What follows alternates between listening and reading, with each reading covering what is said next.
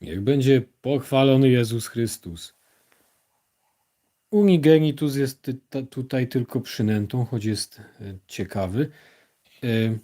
Ciekawy z innych powodów. Natomiast ja tutaj nie będę przywoływał Unigenitus Dei Filium papieża Klemensa XI, dobrze pamiętam? E, Przeciwko jansenistom, tak, tezom jansenistów. Tam było 100 tez, jeśli się nie mylę, w tym Unigenitus. Natomiast przeczytam Państwu, bo wielu wiernych zwolenników bractwa łapie takie, czy dostaje w ofercie takie fragmenty z wypowiedzi arcybiskupa Lefebvre'a, dostaje narrację na jego temat, natomiast nie słyszała tego, co arcybiskup Lefebvre mówił. Słyszała tylko wyrywki. Ja Państwu dzisiaj przeczytam i przeanalizuję tekst na podstawie książki Strażnicy tradycji, komu wierni papieżowi i arcybiskupowi, w której to przeanalizowałem wiele tekstów samego bractwa.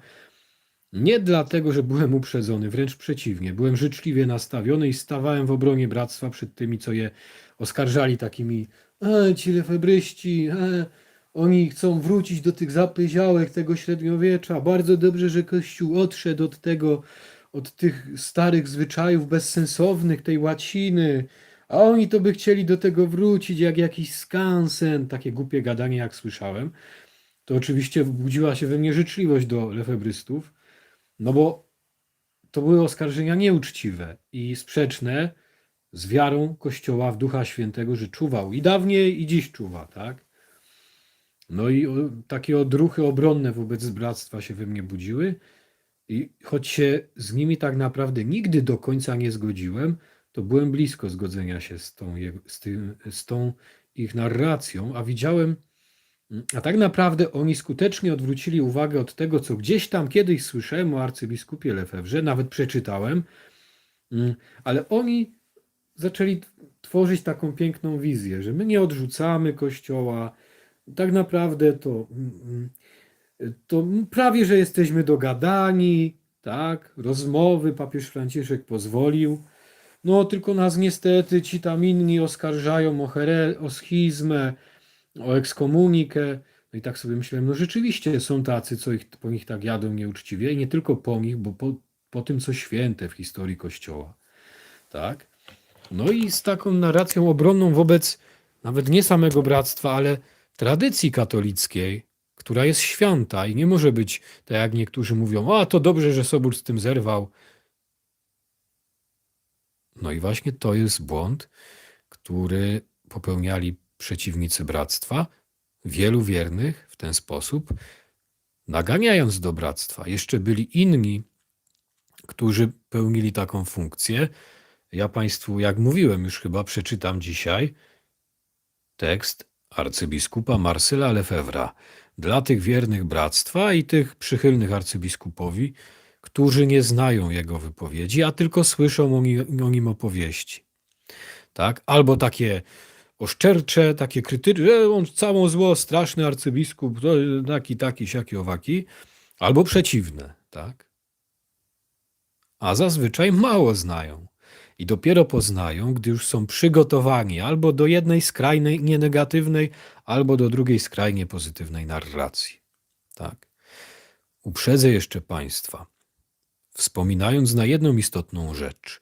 Otóż nie samo bractwo, nie sami wierni i księża bractwa reprezentują te najbardziej niebezpieczne postawy, ale ci i wierni, i księża, i nawet biskupi, którzy będąc w kościele, nie mając kar kościelnych, mówią, my co prawda nie zgadzamy się z tym arcybiskupem, nie trzeba było robić tych święceń, ale on jest tak subiektywnie usprawiedliwiony, ale nie trzeba było tak ostro o soborze się wypowiadać, ale krytykować, no przecież nikt rozumny nie będzie mówił, że trzeba się we wszystkim z soborem zgadzać. Słyszycie, jakie to jest diabelskie kuszenie? Szantaż tego rodzaju. Nikt rozumny, a więc każdy, kto chce być uznany za rozumnego, a każdy tak, nawet jak wie, nawet jak mówi ludziom, że jest pokorny i wcale nie, to podświadomie każdy chce być za takiego uznanego. Każdy, większość ludzi po prostu, aha, to jak oni mi mówią, że to jest ślepa wiara papieżowi, tak jak mówili wrogowie Kościoła wobec katolików, że oni ślepo wierzą papieżowi, tak samo niektórzy ci biskupi i księża i media katolickie, czy około katolickie i prawicowe mówią, my co prawda nie zgadzamy się tak bardzo z bractwem, ale możemy sobie krytykować w pewnych kwestiach Sobór. Tak? A skąd wiecie, że możecie? Kto wam to powiedział? A, bo my nie jesteśmy ślepo wierni papieżowi. To nie papolatria, to nie herezja papolatrii. Bo papież nie mówi wszystkiego ex cathedra. W takim stawianiu sprawy zawiera się kilka ukrytych założeń, które są sprzeczne z nauczaniem Kościoła. Na przykład, kiedy jeden z biskupów bronił bractwa i nawoływał do tego, by zgodzić się na ich żądania, no to tłumaczył, że ta ekskomunika to w zasadzie to jest spór, czy ona była ważna, czy nieważna. W zasadzie to Kościół popełnił błąd, powinien wesprzeć arcybiskupa. Czego to uczy wiernych? Czego to uczy wiernych? Kompletnego braku ufności do Kościoła. Nie tego deklarowanego, że my odrzucamy Kościół, ten Kościół to jest Kościół taki, siaki, a my prawdziwy Kościół zachowamy w naszej grupie. Nie.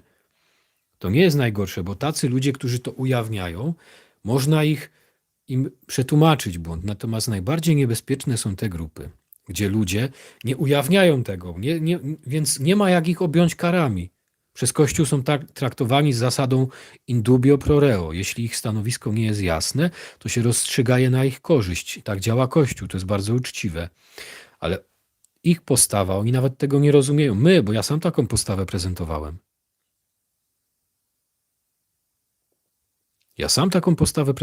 Ja nie mówię o czyichś błędach, tylko o swoich. Sam nie będąc w bractwie i dzięki bractwu, dzięki radykalnej bardziej postawie bractwa, dostrzegłem przede wszystkim swój błąd. I błąd wielu ludzi w Kościele. Wiecie jaki? Błąd zaprzeczania Pastor Eternus. W postaci wytrychu, to nie jest ex cathedra, więc mogę krytykować. Otóż nie. W Pastor Eternus,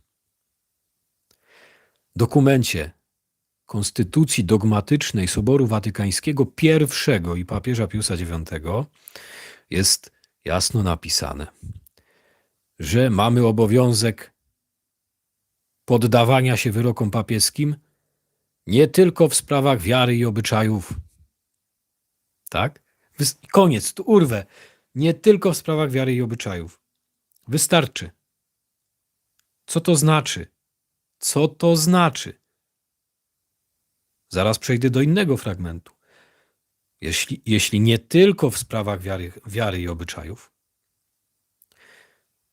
tak? To z tego wynika, jak to mówiłem w tym krótkim filmie, który mi ktoś imputował chochoła, jakobym ja przedstawiał prawdziwą rozmowę, a to było tylko streszczenie całego dialogu arcybiskupa z różnymi papieżami i z różnymi ludźmi wiernymi bractwa, ale w Pastor Eternus pisze, że jeśli nie tylko w sprawach wiary i obyczajów, to nie tylko w sprawach ex cathedra. Nie tylko w wyrokach ex cathedra. Bo żeby wyrok był ex cathedra, to jest logika, to musi być w sprawach wiary i obyczajów. W sprawach wiary i obyczajów. Musi być. Cześć wszystkim. Cześć Mateuszu, cześć magistrze. Cześć ryba. 79 ful. Przeczytamy zaraz mało znany większości ludzi większość tekstu arcybiskupa Marcela Lefebvre'a pod tytułem Kilka refleksji na temat Suspense ad divinis z 29 lipca 1976 roku. W Pastor Eternus, wracając, mamy poza tym jasno powiedziane, że nikt nie ma prawa wyroków papieskich podważać. I nie ma tam ani słowa o tym, że to dotyczy tylko wyroków ex cathedra. A więc twierdzenie, że jak nie jest ex cathedra, że jak nie jest ekskatedra, no to wtedy możemy sobie dyskutować, podważać, krytykować jako wierni, no bo nie jest nieomylne, to możemy. To jest subiektywna opinia, mająca usprawiedliwić nasze własne krytykanstwo i brak ufności do Kościoła. To jest taki ukryty, kiełkujący brak ufności do Kościoła, dużo bardziej szkodliwy u ludzi, którzy nigdy nie trafili na bractwo. Tak, którzy nie są w bractwie, bo w bractwie to się robi jawne. Konfrontujemy się, dochodzimy do ściany i musimy sobie odpowiedzieć na pytanie. Natomiast najbardziej niebezpieczne jest w grupach, niestety, nie tylko indultowych, nie, to nie dotyczy tylko tradycji katolickiej, to dotyczy również tych, którzy psioczą sobie na mszę trydencką. Na tradycje średniowieczne, rzekomo takie odgapiające od pogaństwa, musimy wrócić do pierwotnego Kościoła. To dotyczy jednej i drugiej grupy. Nie, sympatycy bractwa nie chcą ze mną debatować. I nie tylko oni. Roma locuta, causa finita. Oczywiście, Lucy. Ale tutaj nie chodzi tylko o to, byśmy się poddawali, ale w sercu psioczyli, no trudno, Rzym nas stłamsił, zabronił nam tej mszy. Teraz widzę, że całe to traditionis custodes, które ja też krytykowałem, mój błąd, to było dobre. To było dobre, bo było takim zmuszeniem ludzi, żeby stanęli w swoim sumieniu i odpowiedzieli sobie, komu ufają. Komu ufają? Samemu sobie, swoim opiniom, tak jakby byli nieomylni, tak jakby, proszę zobaczyć ten paradoks. Ludzie, którzy mówią, że to papież nie powiedział wcale nieomylnie ex cathedra, a więc możemy krytykować. No ale zaraz. Do czego by to doprowadziło? Do czego? Do tego, że każdy by sobie swój własny kościół de facto założył, nieoficjalny, nawet się nie przyznawał, bo byłby we wszystkich innych sprawach niż kilka dogmatów, które się pojawiają raz na 300 lat, gdzie papież jest nieomylny, to we wszystkich innych sprawach by mógł twierdził, że on wie lepiej niż papież. No i Kościół nie mógłby funkcjonować, jakby opierał się tylko na nieomylnych dogmatach. Musi się opierać na wierności we wszystkim. I tak uczy dokument Pastor Eternus, na który się bractwo często powołuje. I nie tylko bractwo, ale te pomosty do bractwa, które są takim bezpiecznikiem, takim budującym zaufanie przejściem, pozwalającym ludziom, którzy tak naprawdę do radykalnych tez arcybiskupa Lefebvra i bractwa nigdy by się nie przekonali, no bo oni mają jakąś tam karę kościelną, ale jak pojawi się biskup, czy publicysta okołokatolicki, prawicowy, który powie, tak naprawdę do tych ekskomunik nie było i to jest biskup, nie byle kto, no to ludzie myślą, a jak biskup tak mówi, no to rzeczywiście może tak jest, może on wie coś więcej, może z papieżem rozmawiali, może papież się wycofał, a ludzie zazwyczaj nie znają dokumentów. Przeczytają nagłówek, to co im powiedział ksiądz na kazaniu, czy w bractwie, czy poza bractwem, czy to co im znajomy powiedział, to co w telewizji usłyszeli, tak jak zakłamany, nawet ja miałem zakłamaną wersję cytatu o dymie szatana, którą rozpowszechniają publicyści do dzisiaj. Wszyscy są przekonani i mówią, że ten dym szatana to papież się przyznał pod koniec życia, tak jak to ksiądz Bańka ostatnio mówił i Paweł Lisicki, że to chodziło o coś tam związanego z soborem. Taka sugestia, też nie wprost powiedział, jakoby to ten sobór był dymem szatana. Czy jakaś interpretacja nawet soboru. Nie, tym dymem szatana było właśnie to, co kiełkuje w sercach ludzi, jest tym niebezpieczniejsze, im bardziej jest niejawne, bo wtedy nie ma jak tego skarcić. Tym dymem szatana jest pozwalanie sobie, by tak naprawdę stawiać się w miejscu papieża. Czytamy więc. Analiza tekstu. Kilka refleksji na temat Suspensea Divinis. Arcybiskup Marceli Lefebvre. 29 lipca 1976 roku. Stanowi ona poważny problem i spowoduje jeszcze inaczej. Stanowi ona Suspensa Divinis poważny problem i spowoduje jeszcze przelanie dużej ilości atramentu, nawet gdy zejdą ze sceny kościoła wojującego. Na czym w rzeczywistości polega? Pozbawia mnie ona istotnego prawa kapłana, a tym bardziej biskupa, odprawiania mszy świętych, udzielania sakramentów i głoszenia w miejscach poświęconych Innymi słowy, nie wolno mi odprawiać nowej mszy, udzielać nowych sakramentów, głosić nowe doktryny.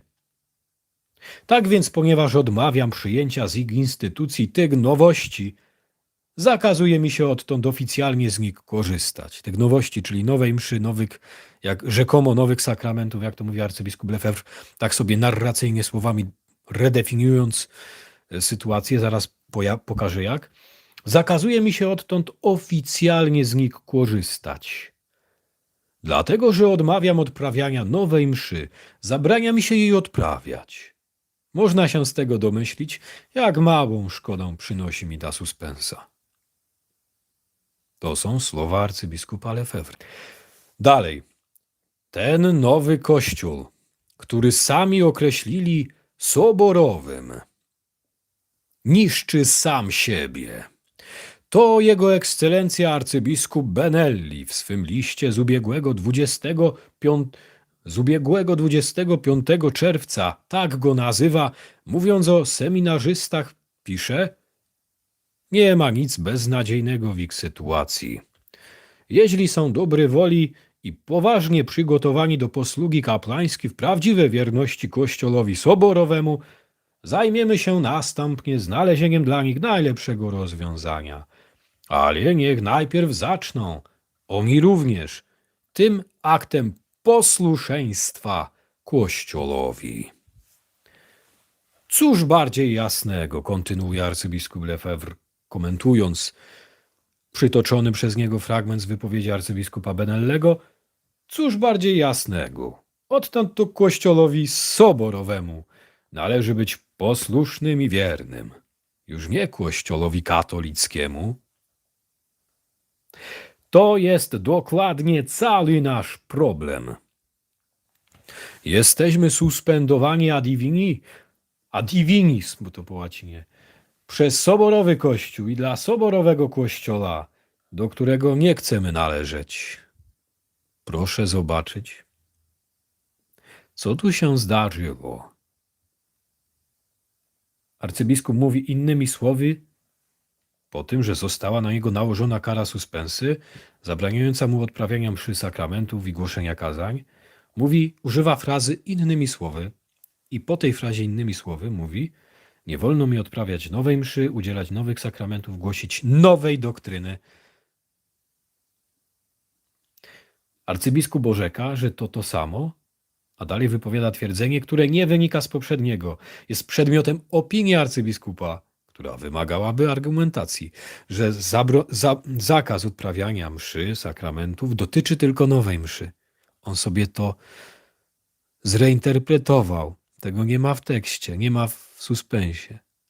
Zaraz pokażę, jaki mechanizm tu zastosował. Mechanizm operacji na słowach, ignorujący fakty, a mianowicie takie, proszę poczekać, zaraz wyjaśnię jakie.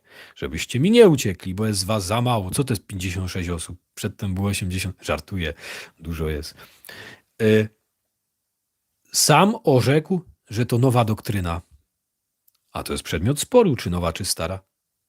Sporu z papieżem, w którym papież jest najwyższym arbitrem, a więc nie ma prawa podważać jego wyroków, bo wtedy sam postawi się w miejscu papieża. Dalej. Orzekł, że to nowa doktryna. No i na tym nieudowodnionym założeniu opiera sobie dalsze rozumowanie. Więcej, sam autorytatywnie zawyrokował na podstawie własnego mniemania, że suspensa dotyczy tylko nowej mszy. Rzekomo nowych sakramentów i rzekomo tylko nowej doktryny. Rzekomo nowej. Nie, no nie. Suspensa dotyczy publicznego nauczania i odprawiania sakramentów. Reszta to redukcyjna wariacja arcybiskupa, która wymagałaby udowodnienia, ale która jest tu traktowana jako oczywistość, co jest nieuczciwe, no i stawia arcybiskupa w miejscu ostatecznej instancji, którą w tym wypadku jest dla niego papież. Jeśli papież według niego się może pomylić, a czasem może, to tym bardziej arcybiskup się może pomylić, gdy twierdzi, że papież się myli, a tym bardziej my, gdy ufamy arcybiskupowi w jego oskarżeniach wobec papieża, a nie papieżowi. To jest sprzeczne z credo. My mamy Po to Kościół hierarchiczny, by tam, gdzie są spory między arcybiskupami, teologami, wszyscy mogą twierdzić, że bronią tradycji, prawdy jednoznacznej nauki Chrystusa, a mieć sprzeczne stanowiska. No i po to jest papież. To jest katologika, coś co wyróżnia instytucję katolicką spośród wielu innych, nie wszystkich, ale wielu innych instytucji religijnych, że ma arbitra najwyższego i to wyróżnia dodatkowo, że mamy obiecane w treści wiary, że on ma asystencję Ducha Świętego. I mamy mu być poddani w sposób logiczny, nie tylko w tych kwestiach, gdzie jest nieomylny, ale to jest pragmatyczne. Bo gdyby znieść tą zasadę i pozwalać sobie na dywagowanie i podważanie oficjalnych, orzeczonych dokumentów papieskich, wyroków papieskich czy soborów potwierdzonych przez papieża, no to Kościół by przestał istnieć, każdy by se swój założył. Dalej, to arcybiskup sam sobie orzekł, że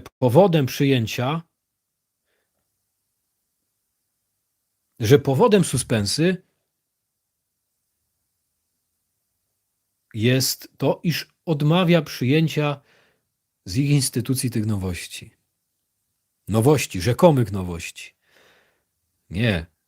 Powód jest zupełnie inny i prosty. Że odmawia poddania się wyrokom papieskim. Sam stawia się w miejscu papieża, jak mu papież Paweł VI powiedział w osobistej rozmowie, którą tu już Państwu czytałem. Arcybiskup sobie ironizuje. Mówi, że można się domyślić, jak małą szkodę przynosi mi ta suspensa. Tak wprost powiedział. Ale ironizuje nie w oparciu o fakty, ale o własne, wyssane z palca opinie, które przemyca jako oczywiste założenia w taki sposób, że ludzie, którzy mu ufają, nie pytają nawet, czy tak rzeczywiście jest, jak mówi arcybiskup, ale traktuje je jak fakty. Jest to dodatkowy dowód i dalej nazywa dowodem coś, co jest subiektywną opinią arcybiskupa i wymagałoby samo poważnej argumentacji. To są słowa arcybiskupa. Jest to dodatkowy dowód, używa słowa dowód. Tylko proszę mi odpowiedzieć, przeczytajcie sobie sami ten tekst. Kilka refleksji na temat suspensa a divinis. Jest w internecie, jak nie po polsku, to chyba po francusku, jest po angielsku. Można sobie tam translatora, tłumacza włączyć z boku na komputerze i w telefonie i wam się wyświetli. Arcybiskup mówi, jest to dowód, tyle, że tu nie ma dowodu, tylko opinia arcybiskupa i sama wymagałaby poważnej argumentacji. Jest to klasyczny przykład błędnego koła w rozumowaniu, opartego na innym klasycznym błędzie logicznym, obalaniu chochoła, czyli wymyślonego obrazu krytykowanej sprawy. W tym wypadku rzekomo nowej doktryny. Czy też rzekomo innego zakresu suspensa divinis.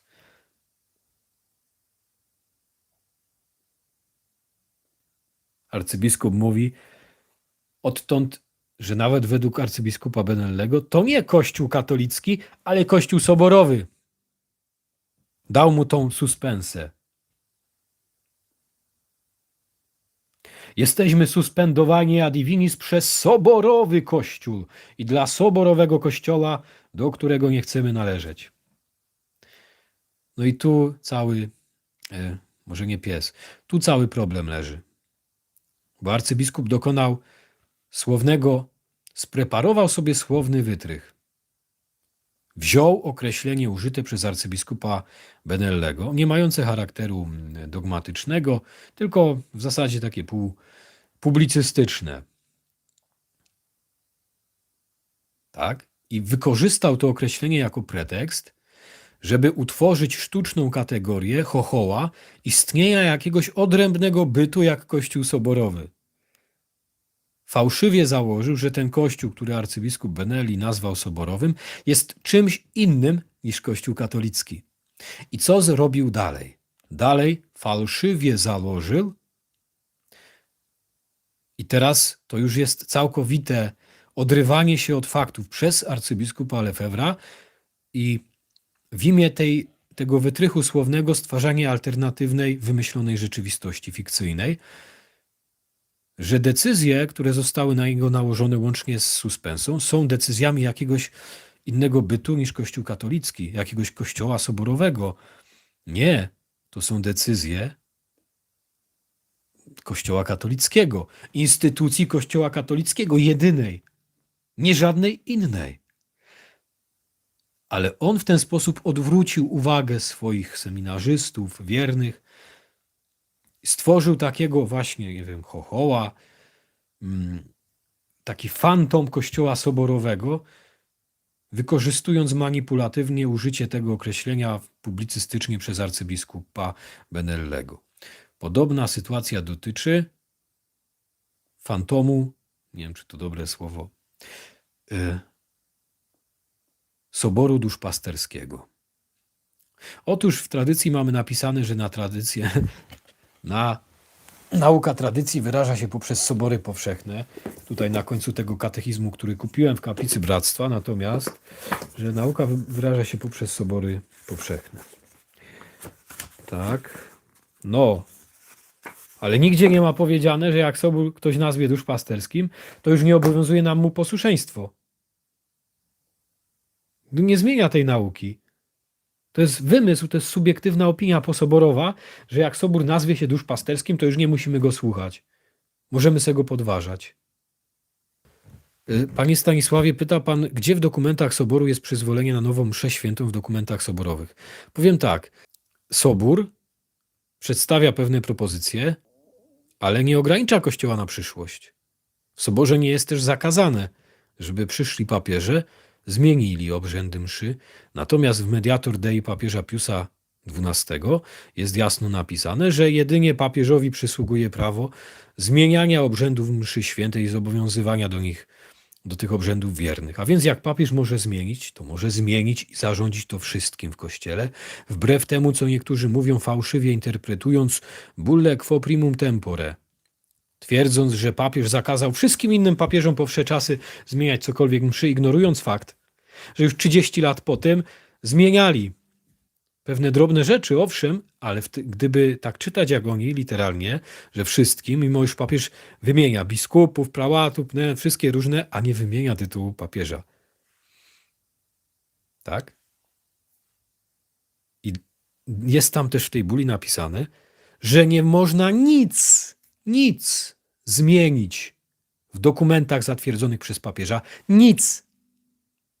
Nie jest napisane, że można drobne korekty robić. Tak? Niektórzy próbują tłumaczyć, że papieżowi nie chodziło o jakiekolwiek zmiany, tylko o zmianę całego rytu. A kto decyduje? Dlaczego wy sobie rościcie prawo do decydowania, kiedy zmiana zmienia już ryt, a kiedy jeszcze nie? No to jest taka subiektywna kategoria, a więc wy jako walczący z modernizmem nie powinniście się takimi modernistycznymi kategoriami kierować. Papież powiedział, nic nie wolno zmieniać w tych zarządzonych przeze mnie księgach.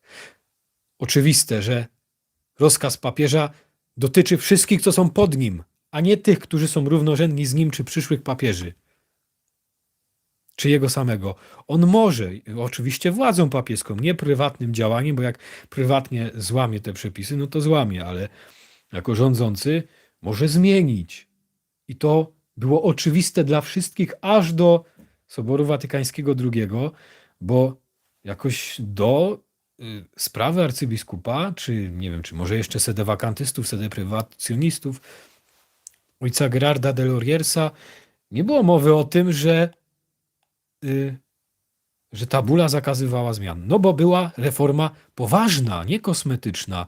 Reforma Piusa XII, obrzędów Wielkiego Tygodnia, która całkiem zmieniała porządek mszał Piusa V w bardzo dużym stopniu. Jakoś ani arcybiskup Lefebvre, ani nikt inny nie protestował, nie było głosów, że to jest złamanie buli quo primum tempore, a wszyscy ją czytali. Przewertowali ją, zawsze mieli w mszale, ona była tam na początku. Bulla quo primum tempore papieża Piusa V w starym mszale. I nikomu nie przyszło do głowy, żeby interpretować ten nakaz, że papieżowi nawet nie wolno zmienić. Bo już 30 lat później po tej bulli były zmiany. Owszem, kosmetyczne, ale w bulli jest, że nikt żadnej zmiany nie może przeprowadzać. Nawet kosmetycznej. Żadnej. Żadnej to żadnej. Tak? Tylko że z zasady, jak prawodawca wydaje nakaz, to dotyczy tych, co są pod nim. Jego też, ale on ten nakaz może zmienić. I te zmiany były. Tak samo jeśli dokumenty soborowe ogłaszają pewne propozycje reform mszy, to późniejsi papieże mogą pójść dalej w tych reformach i też coś zmienić. Nie jest sprzeczność, bo proszę mi powiedzieć, czy zmiana na przykład w życiu człowieka, kiedy jest mały i ma 1,30 m, a później jak ma 1,80 m, to czy to jest sprzeczność? Bo nie może człowiek mieć jednocześnie 1,30 m, 1,80 m. No nie jest to sprzeczność, to jest po prostu zmiana w czasie, która nie zaprzecza poprzedniemu stanowi, tylko jest uprawniona. Sprzeczność jest wtedy, kiedy jakieś twierdzenie, powiedzmy, dotyczące praw pozaczasowych, przekraczających wszystkie historie, jest łączone z innym wyrażeniem sprzecznym z nim. Kiedy ktoś twierdzi, że na przykład Bóg jest jeden, a jednocześnie, że Bogów jest 50. Tak?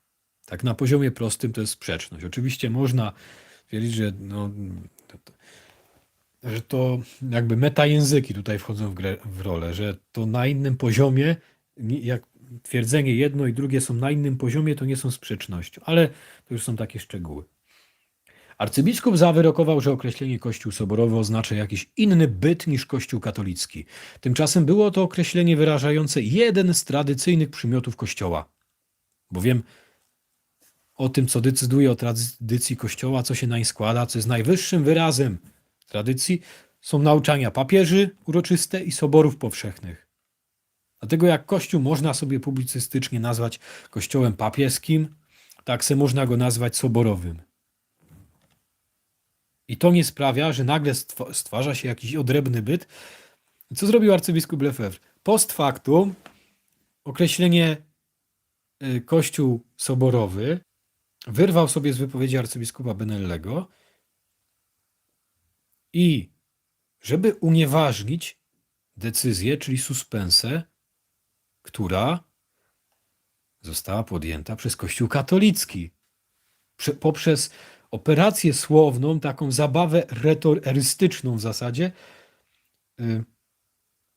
fałszywego przeciwstawienia tego Kościoła soborowego Kościołowi katolickiemu i stworzenia odrębnego bytu i zaklasyfikowania do tego odrębnego bytu Kościoła soborowego, tego fikcyjnego bytu, decyzji, które tak naprawdę w rzeczywistości zostały podjęte przez Kościół katolicki. To jest zafałszowanie, to jest wprowadzanie wiernych w błąd. Dlatego wam tego księża bractwa nie pokazują, albo pokazują po jakimś czasie, jak już jesteście przygotowani, jak już was podgrzano jak żabę. Czytajcie najpierw arcybiskupa Lefebvre'a bez komentarzy. I to te jego wypowiedzi po suspensie na przykład. I dalej czytamy, ale jeszcze dokończę tą analizę z mojej książki. Tymczasem było to określenie wyrażające jeden z tradycyjnych przymiotów Kościoła, soborowość. Jak bowiem uczy katechizm katolicki świętego Piusa X, ten kupiony w kaplicy Bractwa, zaraz wam od razu ze spisu treści powiem, na której stronie. Część 5. O cnotach i wadach. O tradycji. 194 strona. 194 strona. O tradycji. Gdzie jest zawarte nauczanie tradycji? Nauczanie tradycji zawarte jest przede wszystkim w dekretach soborów. Koniec. Nie ma tu napisane w dekretach soborów, z wyjątkiem soborów duszpasterskich. Nie. Nie ma czegoś takiego. To jest nowa posoborowa kategoria wymyślona jako wytrych, żeby sobie i wiernym pozwolić, nie tylko niestety w bractwie i poza bractwem jest to bardziej niebezpieczne, bo nie jest tak łatwe do zdiagnozowania. I wiernych w ich duszach kiełkuje ta zaraza. W mojej duszy również to było.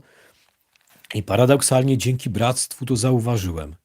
Dzięki temu, że jak przedstawiłem im swoje wątpliwości, to mnie zaczęli przekonywać, dali mi swoje książki i wtedy skonfrontowałem się z tym, co rzeczywiście bractwo, arcybiskup mówi, skonfrontowałem się uciekając od ich środowiska, żeby nabrać dystansu na pustyni, gdzieś na boku.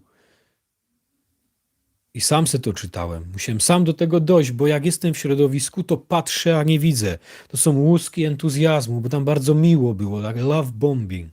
Tak jak we wspólnotach charyzmatycznych na początku, czy w innych grupach, jest bardzo miło i to samo w sobie nie jest złe, tylko widzę, że jest miło wobec mnie, gdy grupa chce mnie przekonać do siebie, to jest miła, życzliwa, chwali, ale widzę jednocześnie, że jest niemiła wobec papieża. Jak łatwo chwali mnie z moją ułomnością, niekompetencją w sprawach teologii, jak łatwo dywaguje sobie o poprawia papieża, choć to są w większości ludzie niekompetentni i księża tego tak ostro nie upominają, nie kasują takich komentarzy. Ale jak ktoś skrytykuje arcybiskupa Lefebvra, to zaraz pojawia się argument, ale ty jesteś niekompetentny, on jest mądrzejszy, ma teologów. No dobra, ale on oskarża papieża, a papież jest wyższy rangą i w hierarchii niż arcybiskup. Więc jeżeli według arcybiskupa papież się może pomylić, to tym bardziej arcybiskup się może pomylić.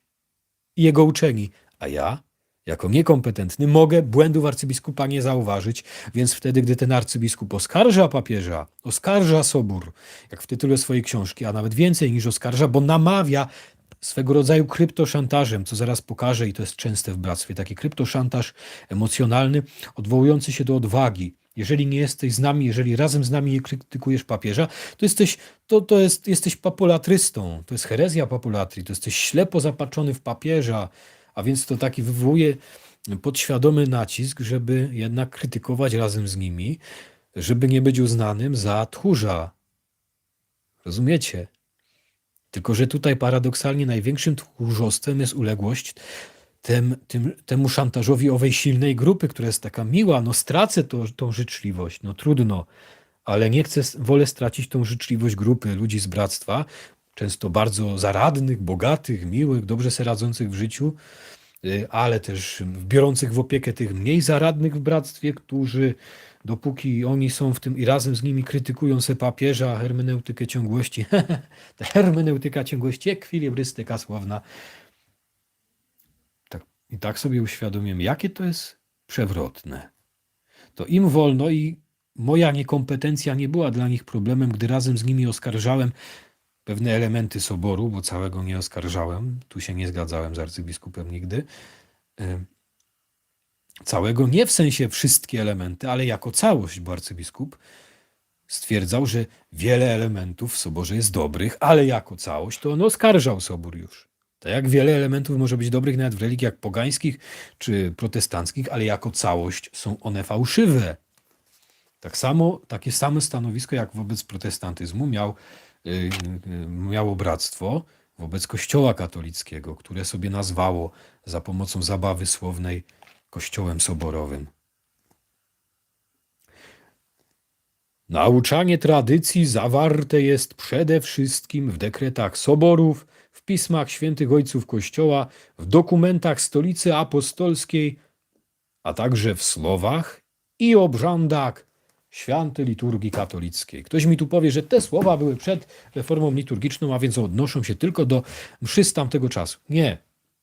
Odnoszą się ogólnie. Gdyby się odnosiły tylko do mszy z tamtego czasu, to by w tym tak jasnym, prostym tłumaczeniu papież to napisał.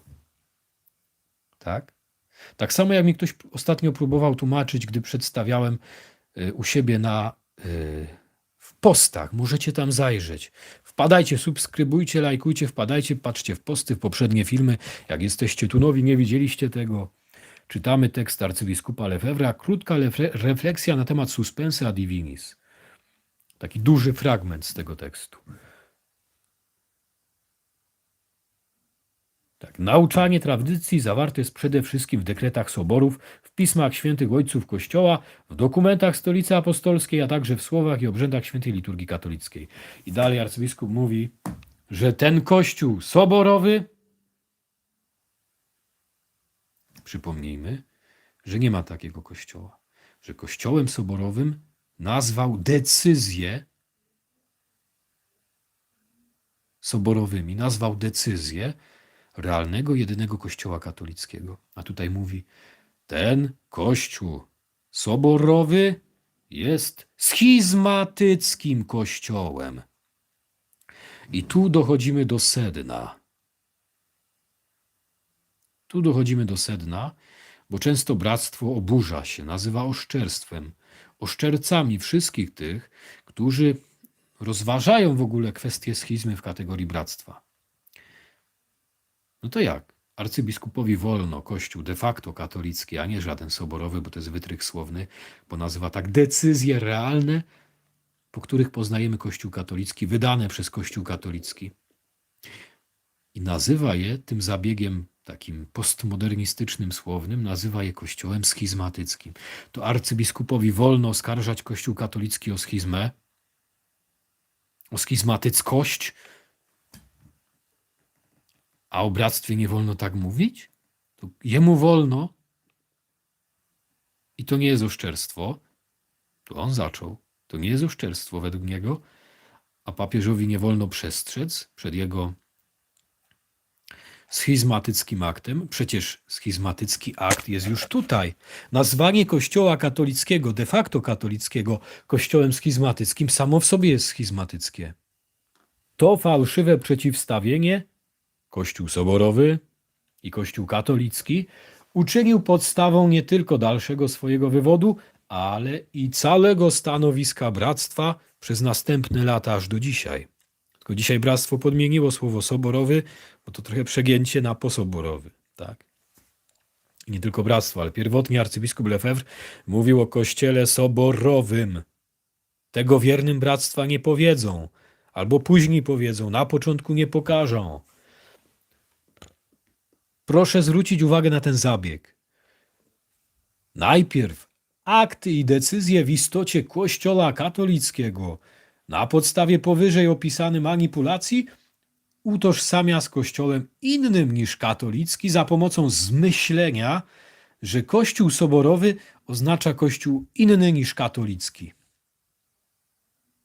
Przeczy temu fakt, iż nazywa tak Kościół, który wydał decyzję o suspensia divinis, a Kościół, który wydał decyzję o suspensia divinis, to jest Kościół katolicki, realnie. To on realnie wydał dokumenty, wydał decyzję, a on sobie nazwał, wziął i przeciwstawił, użył określenia soborowy i tak fałszywie podporządkował te decyzje wydane przez Kościół katolicki jakiemuś fałszywemu bytowi. Kłaniam się nowym widzom, pytają o moje orientacje. Nie jestem tradycyjne, mam orientację. Nie jestem nikim innym. Tylko jestem, tylko mi się dziewczyny podobają. O. Tylko i wyłącznie. Facetami się brzydzę.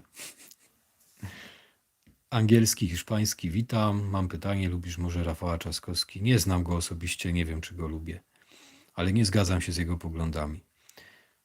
Tak, już koniec takich pytań, które są nie na temat. Proszę szanownych widzów o przeczytanie, jaki jest tytuł filmu i odpowiadanie na temat.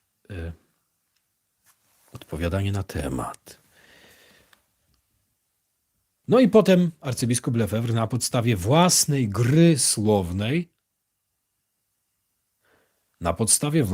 słownej i nieuprawnionego utożsamienia nazywa akty Kościoła Kościołem soborowym, a ten Kościół soborowy schizmatyckim. W istocie więc za maską tej akrobacji słownej kryje się nazywanie aktów Kościoła katolickiego aktami Kościoła schizmatyckiego. No tyle, że schizmatyckie, jeśli już, jest tu to, czego w owych akrobacjach werbalnych dokonał arcybiskup. Jak to mówią, jaką miarą mierzycie, taką i wam odmierzą. I dalej kontynuuje arcybiskup Lefebvre, żeby mi tutaj Lefebvre, żeby transkrypcja później tego odcinka wyłapała, bo mi zawsze źle pisze. Lefebvre. Ponieważ zrywa on z Kościołem katolickim wszechczasów. Gdzie dowód, że zrywa? To jest jego goła teza nieudowodniona. Błędne koło.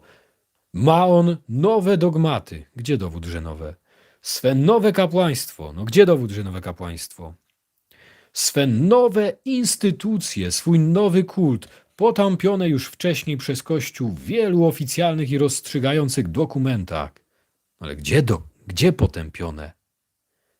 W sposób nieuprawniony, własne wymyślone orzeczenie, że są sprzeczne z poprzednim nauczaniem, traktuje jak fakt, nie biorąc pod uwagę, że może błędnie rozumieć, po pierwsze, dawne teksty, po drugie, nowe teksty, no i trzecie, relacje między nowymi i starymi tekstami, aktami, dokumentami. Własną, nieudowodnioną opinią przemyca tu mimochodem jako oczywistość, co jest kolejnym błędnym kolem w rozumowaniu. Ponieważ są kolejne tezy pozbawione dostatecznej racji, a więc same wymagające udowodnienia. Na wieki wieków amen, panie Mirosławie. Niech pan zrozumie, że ludzie w bractwie, oni mają taki mechanizm obronny, to jest mechanizm psychologiczny, że patrzą, a nie widzą, czytają, a nie widzą. Tak jak Ani Mandreli pokazywałem po tym, jak zaczepiłam jej, bo dystansując się ode mnie, że ja tam jestem uprzedzony do arcybiskupa, odpowiedział mi, czemu Aniu w komentarzu u niej takie właśnie sprowadzasz moje stanowisko do jakiejś emocjonalnego uprzedzenia, na starcie deprecjonując na poziomie emocji, tak żeby już ludzi uprzedzić, zanim przeczytają moje argumenty. Tak? Po co to robisz? I przedstawiłem jej argumenty w komentarzach. To było 4 miesiące temu. 4 miesiące temu. Później w tych argumentach poruszyłem kwestię wyższej konieczności, pastor eternus, a więc dokumentu ex cathedra. Ania coś tam odpowiedziała, czyli widziałem, że zakodowała, że był ten komentarz, ale pewnie nie przeczytała, bo zakładała z góry, że i tak się nie zgadzamy, no bo później się okazało, że zarzucała mi, że ja ignoruję kwestię ex cathedra, że ignoruję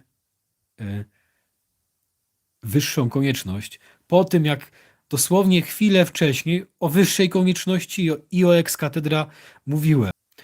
I to jest częste, nie tylko u wiernych, ale u bardzo wykształconych ludzi, u księży bractwa. To jest mechanizm obronny. Tam ludzie, proszę zobaczyć, dopuszczają bardzo łatwo pomyłkę papieża. Bo papież jest w wielu kwestiach omylny. Nie jest we wszystkim nieomylny. Tak? Dogmat nieomylności to przedstawia. Natomiast tym bardziej my jesteśmy nieomylni. I jak dopuszczają omyłkę papieża, tak fałszywie utożsamiają ją z możliwością poprawiania sobie papieża, ignorującą fakt, że jeżeli papież jest omylny, to tym bardziej my jesteśmy omylni. No, tym bardziej my się możemy pomylić. Jesteśmy niekompetentni i stawiają mi zarzuty, nie tylko Ania, ale wielu, to jest pewien schemat w bractwie, to są pewne kalki, tak jakby przygotowane odpowiedzi, jakby ignorując to, co dokładnie przed chwilą powiedziałem, zarzucając mi, że to zignorowałem ja, choć wcześniej o tym mówiłem, choć wcześniej odpowiadałem na ich samych argumenty. Tak, że jestem uprzedzony. No nie, ja byłem życzliwie nastawiony do ludzi z bractwa, oni byli mili dla mnie, tylko zauważyłem, że są niemili wobec papieża i kościoła. I nie chciałem w tym uczestniczyć. Powiedziałem, że nie mam dostatecznej racji księdzu z bractwa, by przeczytać jako lektor tekst, list ich przełożonego księdza Dawida Paliaraniego chyba 4 lata temu. I odmówiłem i obiecałem, że się odniosę do książek, które mi dali. No i tak się już przyłożyłem do tego odniesienia. To były głównie teksty arcybiskupa, między innymi te, które tu czytam, to jest z tej książki, że powstało 250 stron. No i może się uda, bo czekam cały czas na odpowiedź z kurii, ale to nie jest tak łatwo. Żeby to pod kurię, bo nie chcę sam tego robić. A z księżmi teologami już to wiele przedyskutowałem i też Ania mówi, że ja przeinaczam fragment z Pastor Eternus, tak? Że przedstawiam jakąś swoją interpretację, tylko że nie zauważa faktu, a jestem niekompetentny. Taki jest zarzut. Natomiast jakoś nie było tego argumentu, że jestem niekompetentny, kiedy razem z nimi przystawałem do stanowiska krytykującego Kościół i papieża. Może nie we wszystkich sprawach, bo nie we wszystkim się zgadzałem z bractwem, ale dopóki taka ogólna postawa przyzwolenia na podważanie sobie tego wszystkiego, co nie jest ex cathedra, była u mnie rozpoznawalna, no to byliśmy jakby na poziomie pewnej zgody. I nie mieli problemu. I nie widzieli problemu, że jestem niekompetentny. Dopiero jak powiedziałem, że jestem niekompetentny i dlatego zgodnie z zasadą in dubio pro reo, domniemania dobroci, nawet bliźniego, nawet jakiejś świeckiej instytucji, a co dopiero Kościoła, który ma asystencję Ducha Świętego i który nam pokazał, że nie mamy prawa podważać wyroków papieskich, nie tylko dotyczących wiary i moralności, a więc nie tylko tych, których dotyczy zakres, bo jak coś nie jest wiary i moralności, to już nie jest ex cathedra. Tak? A więc nie tylko nauczanie ex cathedra nas obowiązuje posłuszeństwo i zakaz podważania wyroków papieskich. Nie mówię, teraz oni mówią, ale ty, bo papież święty Paweł, ale święty Paweł nie podważał wyroków papieskich ani jego decyzji, tylko wręcz przeciwnie, bronił wyroków i decyzji papieskich i pokazywał świętemu Piotrowi, gdzie sam swoje wyroki łamie w zachowaniu, przy jedzeniu, w jakiejś tam grupie. Nawet można powiedzieć, że zamkniętej, prywatnej, gdzie nie było tych innych nie-Żydów. Tak, w bractwie dużo jest neofitów, którzy coś przeczytali albo byli daleko od kościoła i nagle wrócili. Ja ich rozumiem w pewnym sensie, ale wracając do tego Pastor Eternus i zarzutu, Ania też i wielu ludzi w bractwie zarzucało mi, że ja manipuluję wypowiedziami arcybiskupa Lefebvre'a, bo ja powiedziałem, że arcybiskup Lefebvre odrzuca Sobór. Tak? I znaleźli taki fragment, czy w mojej książce, czy w wypowiedziach, bo arcybiskup Lefebvre wcale nie odrzuca, tylko oskarża. No to ja mówię, ale przecież trzeba było doczytać do końca moją książkę, gdzie arcybiskup mówi nie tylko, że Kościół soborowy, a więc ogólnie Sobór traktuje jako kategorię dyskredytującą, że Kościół soborowy to Kościół schizmatycki. No ale on mówi w innym miejscu, zaraz przejdziemy, zapamiętam sobie stronę 89, uznają, jeśli uznają oni Sobór, jeśli uznają, wpiszcie w książce taką frazę, jeśli słowa arcybiskupa Lefebvre'a, też w książce zbiorze wydanym przez wydawnictwo Bractwa Świętego Piusa X Te Deum w 2011 roku, która to książka miała mnie przekonać do stanowiska arcybiskupa Lefebvre'a, a się złapałem za głowę, co on gadał. Może wcześniej nawet to widziałem, ale jak byłem to do mnie nie docierało. Dopiero musiałem z tą książką odejść na pustynię przysłowiową. Mówi tak o tych, którzy nie zgodzili się na jego święcenia. Czyli między innymi o Dom Gerardzie. Strona 286 książki Aby Kościół trwał. Znajdą się oni w całkowitej sprzeczności ze sobą, ponieważ jeśli uznają oni Sobór, to będą musieli przyjąć również jego konsekwencje. I zaraz powiem, jak te konsekwencje nazywa arcybiskup Lefebvre. I sam mówi, że uznanie Soboru oznacza uznanie jego konsekwencji, a dalej mówi, że wszystko, co jest efektem Soboru, jest negatywne. Proszę więc, i kiedy przytoczyłem te słowa, to nie zyskałem odpowiedzi, tylko dalej strony mnie oskarżające upierały się, że ja manipuluję i zakłamuję wypowiedź arcybiskupa, ponieważ on wcale nie odrzucał Soboru, tylko go oskarżał. Wręcz przeciwnie, arcybiskup mówi, wytyka innym, wyrzuca innym, wręcz w rodzaju szantażu, jeszcze zaraz podam inne rodzaje szantażu, emocjonalnego, oddziałującego na takie poczucie do księży, do kapłanów, do takich męskich odczuć odwagi. No i co mówi dalej arcybiskup Lefebvre? Mówi tak, jeśli uznają oni Sobór, znajdą się w całkowitej sprzeczności ze sobą, ponieważ będą musieli przyjąć również jego konsekwencje. A dalej mówi, że te konsekwencje, czyli wszystko, co jest efektem Soboru, jest negatywne. Czyli mówi, że uznanie Soboru jest uznaniem też jego konsekwencji, a te konsekwencje są negatywne, a więc Uznanie soboru też jest negatywne, a jeśli uznanie soboru jest negatywne, to znaczy, że nie należy go uznawać. Jeśli uważa, że nie należy go uznawać, to uważa, że należy go odrzucić. Taka jest logika. A więc proszę mnie nie wprowadzać ludzi w błąd. Ja wiem, że was wprowadzono w błąd, że wam nie pokazano tych wypowiedzi dokładnie. Odwrócono od nich uwagę wykrętami słownymi i takim posługiwaniem się językiem jako wytrychem i sprzecznościami. W zależności od sytuacji mówimy to, co nam wygodne. Raz psioczymy na sobór, raz mówimy nie, my wcale nie odrzucamy soboru. Tak naprawdę górale pochodzą na północ od Krakowa, co się potwierdza, bo ja kiedyś pojechałem na północ od Krakowa. To jest niesamowite. To tam są takie cechy dialektalne, które są dość archaiczne, są bardzo podobne do górali, ale też są takie, które są podobne do Lachów.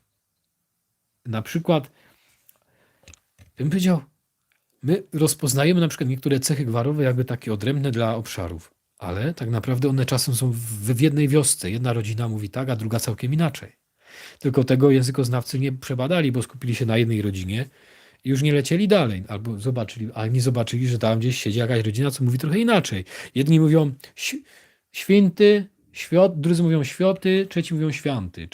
W trzecim świąty szerokie przeszło do święty, do pięć do pięć, a innych do pięć. A niektórzy jeszcze pięć mówią. Teraz na wsiach.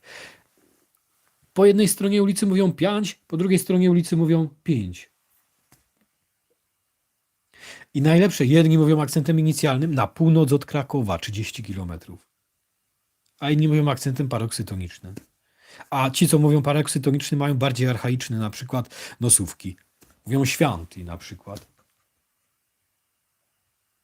Jak się modlą, święty Michale Jarchaniele. No i święty Michale Jarchaniele mówią z akcentem paroksytonicznym, a inni święty Michale Jarchaniele powiedzą. Święty Michale zazwyczaj jak mają akcent inicjalny, to mają a. Nie, na odwrót, mają święty. Rozłożoną nosówkę inty, święty. Tą ty takie przeniesione do tyłu. Ale to była przerwa. Kapliczki przydrożne, jak ktoś dużo jeździ samochodami, to zna. Także arcybiskup, tutaj pokazałem dowód, odrzuca sobór. Oskarża sobór i odrzuca i uznaje, że nie należy go uznawać. A jeśli mówi, że nie odrzuca, to nie odrzuca wszystkiego. No to wiecie, to również nie odrzucamy wszystkiego, co twierdzą protestanci. Bo niektóre elementy, które wyznają, są elementy prawdziwe. No na przykład prawdziwe jest, że jest jeden Bóg. No to nie odrzucamy wszystkich ich twierdzeń. Też tak można powiedzieć. No ale odrzucamy protestantyzm jako całość. Czyli arcybiskup ma wobec soboru taką postawę, jaką katolicy mają wobec protestantów na poziomie metod. I tu musicie odróżnić poziom metod od deklaracji, bo te deklaracje często są niespójne, ale poza tym często niespójna jest deklaracja z samą praktyką.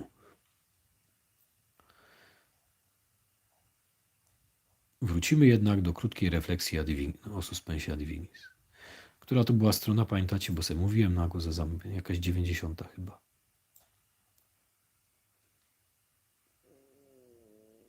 Oj, ciekawe, proszę zobaczyć. Jaką konstrukcję złożoną, skomplikowaną tworzy arcybiskup Lefebvre na poziomie języka narracyjną, by sobie wymyślić tłumaczenie, że nie będzie słuchał suspensa divinis. To był 76 rok. To było jeszcze przed święceniem. I pomimo tego buntu papieże jeszcze łaskawie z nim rozmawiali i pozwolili biskupowi w suspensie wyświęcić jednego biskupa. Pozwolili w 88 roku. Prowadził to kardynał Ratzinger. Pozwolili. Ale on podpisał i się wycofał i powiedział: nie, bo ja chcę 4. I nie 15 sierpnia, bo mogę umrzeć, bo jestem chory czy coś, tylko 30 czerwca. Bo już namioty są zamówione, bo mnie wierni proszą. 4. To jaka to jest wyższa konieczność, żeby było 4, a nie 1? Kto, proszę zobaczyć, jeżeli według arcybiskupa jest konieczne, żeby on, biskup w suspensie, jawnie oskarżający Kościół o schizmę, Kościół katolicki, że jest schizmatycki, żeby miał pretensje, że jego oskarżają o schizmę, żeby twierdził, że jest wyższa konieczność, żeby to jego biskup był wyświęcony tak, jak on chce. To przecież by świadczyło o tym, że Duch Święty nie czuwa nad Kościołem, tylko nad tym suspendowanym biskupem. A nie tak mamy w wierze. Nie mamy, że Kościół czuwa nad Franciszkanami, Dominikanami i każdą grupą z osobna. Tylko i wyłącznie w jedności z papieżem, ale w jedności realnej. Na przykład prawosławni też twierdzą, że są w jedności z papieżem, bo uznają papieża uznają prymat papieski, tylko prymat w miłości.